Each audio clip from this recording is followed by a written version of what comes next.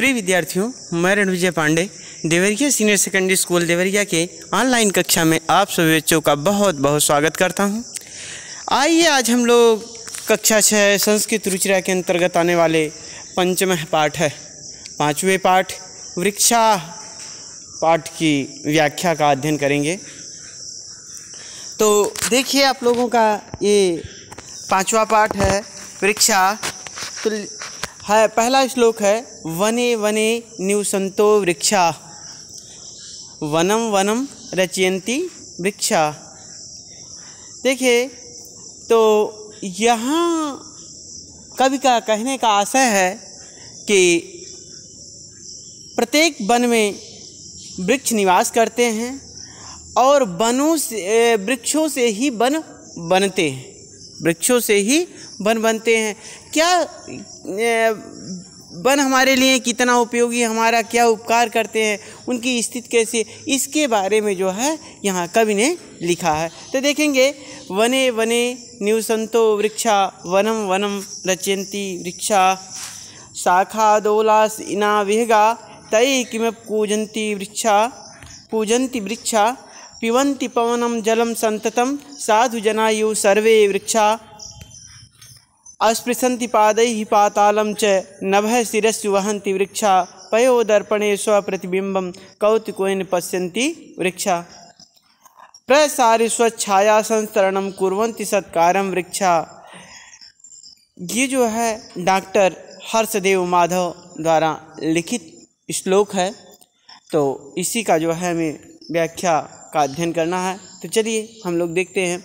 अभी हमने जो है आप लोगों को जैसे उच्चारण करके बताया, अब स्वर उच्चारण करेंगे। वने वने निवसन्तो वृक्षा वनम वनम रचयन्ति वृक्षा शाखादोलासीना विहगा तै किम पूजन्ति वृक्षा पिबन्ति पवनं जलं सन्ततं साधु जनायो सर्वे वृक्षा अस्पृशन्ति पादैः पातालं च नभः शिरस्सु वहन्ति वृक्षा पयोदर्पणे स्वप्रतिबिम्बं कौतुकेन पश्यन्ति वृक्षा प्रसार्य स्वच्छाया संस्तरणं कुर्वन्ति सत्कारं वृक्षा। तो ये जो है आप लोगों का वाचन हो गया, ऐसा स्वर वाचन। अब देखिए हम इसकी व्याख्या देखेंगे। वनम वने वनम क्षम्यतां वने वने निवसन्तो वृक्षा। वने वने मतलब वनों वनों में, प्रत्येक वनों में, वने वने ने प्रत्येक वनों में निवसन्तो निवास करते हैं, रहते हैं वृक्षा वृक्ष। कहने का आशा है, कवि कह रहे हैं कि प्रत्येक वनों में वृक्ष निवास करते हैं, वृक्ष रहते हैं। वृक्षों से ही वन। अगली पंक्ति है वनम वनम रचयन्ति वृक्षा। और प्रत्येक वनों को, वनम वनम प्रत्येक वन को, हर एक वन को क्या रचयन्ति वृक्षा, वृक्ष ही रचते हैं, वृक्ष ही बनाते हैं, वनों को वृक्ष ही बनाते हैं। और प्रत्येक वनों में वृक्ष रहते हैं और वनों को क्या, प्रत्येक वनों को वृक्ष बनाते हैं, रचते हैं, अर्थात वृक्षों से ही वन बनते हैं। तो रचयन्ति निवसन्तो रचते हैं, बनाते हैं, वने वने प्रत्येक वनों को, वनम वने प्रत्येक वनों को। अगला दूसरा श्लोक शाखादोला आसीना विहगा।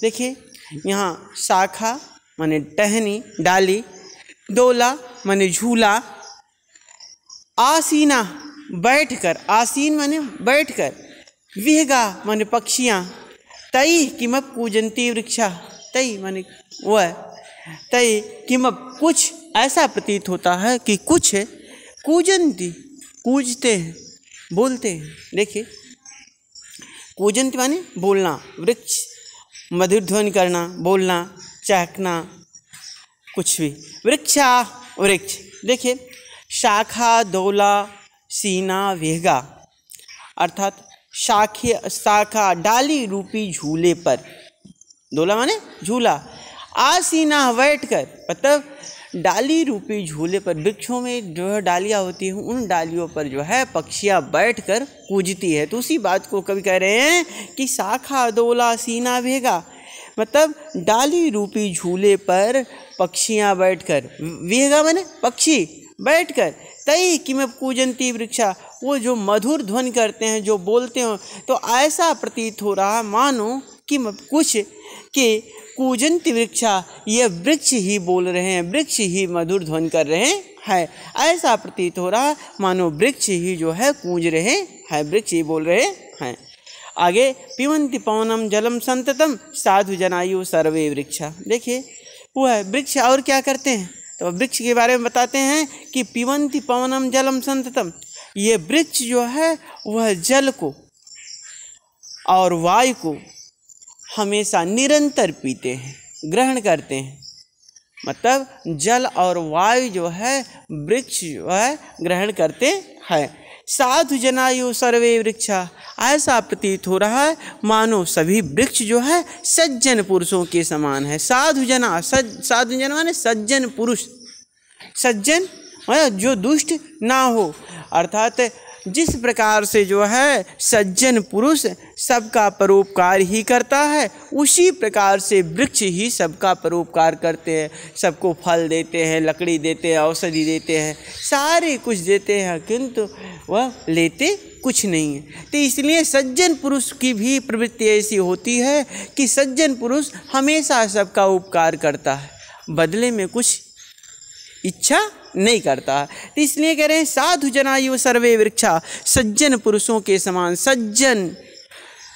सज्जन व्यक्ति के समान, जना माने पुरुष, मनुष्य, जना माने लोग, सज्जन मनुष्यों के समान, यु माने तरह, सर्वे माने सभी, वृक्षा वृक्ष, सज्जन पुरुषों के समान, सज्जन मनुष्यों के तरह जो है यह सभी वृक्ष होते हैं।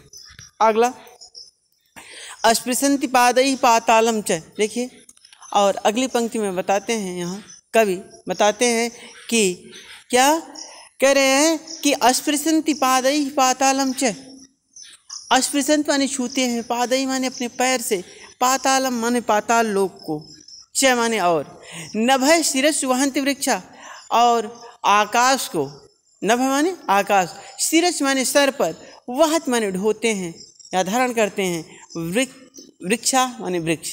देखिए कह रहे अस्पृशन्ति पादैः पातालम च, देखिए अपनी जड़ों से पाताल लोक का भी स्पर्श करते हैं, क्योंकि जो है ऐसा बताया जाता है कि 7 लोक ऊपर के और 7 जो है वह नीचे के, भू भुवः स्वः जह जन्म, ये जो है 7 लोक ऊपर के हैं और 7 लोक नीचे के हैं, तल, तलातल, रसातल, महातल, वितल, सुतल, ये जो 7 लोक हैं ये जो है नीचे के, पृथ्वी के नीचे के 7 लोक हैं, तो उसमें भी एक पाताल लोक आता है। तो पाताल लोक अर्थात इनकी जड़ें जो है बहुत ही गहराई तक जाती है।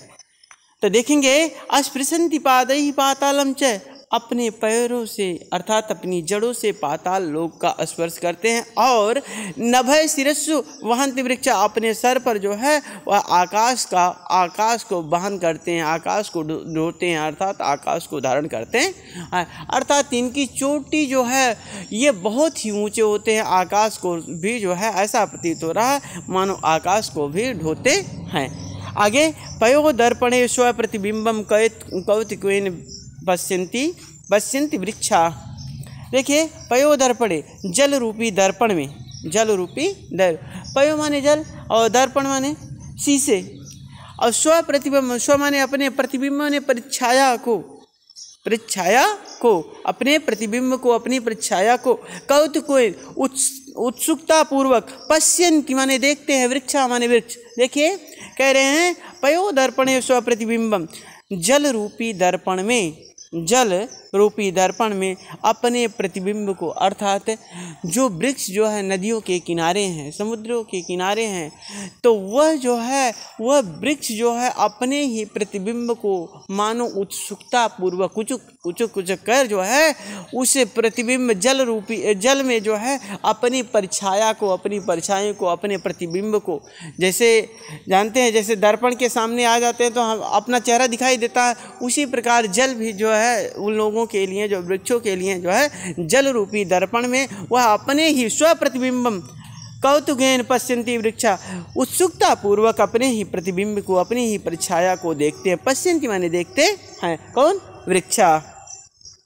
तो देखेंगे पयो दर्पणे स्वप्रतिबिंबम, जल रूपी दर्पण में अपने ही प्रतिबिंब को उत्सुकता पूर्वक ये वृक्ष देखते हैं। आगे प्रसार स्वच्छाया संस्तरणम, प्रसार में फैलाकर, स्वच्छाया अपनी छाया को फैलाकर, संस्तरण सत्कार, संस्तरणम, देखिए कह रहे हैं प्रसार स्वच्छाया संस्तरणम कुर्वन्ति सत्कारम वृक्षा, अपनी छाया को फैलाकर, यही देखिए परोपकार की भावना होती, परोपकार है यही। वृक्ष जो है व्यक्ति को जो है फल देता है, लकड़ी देता है, छाया देता है, हवा देता है, ठंडी हवा देता है। सबसे बड़ी बात है कि वह व्यक्ति गर्मी से थका हुआ व्यक्ति जो है वह वृक्ष की छाया में आराम करता है।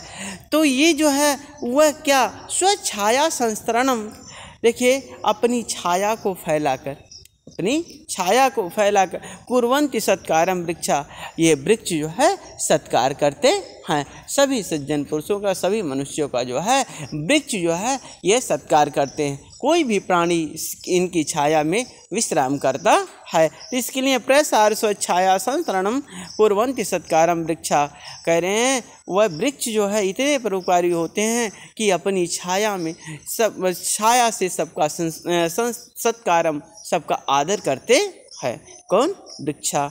तो देखेंगे डॉक्टर हर्षदेव माधव की यह श्लोक है। तो पहले आप लोग जो है इस पाठ का वाचन करेंगे अच्छी प्रकार से, उसके बाद जो है आप लोग इसका सस्वर वाचन करके कंठस्थ करेंगे। तो मुझे उम्मीद है कि आप लोगों को ये समझ में आ गया होगा पाठ अच्छी तरह से। बहुत बहुत धन्यवाद आप लोगों को।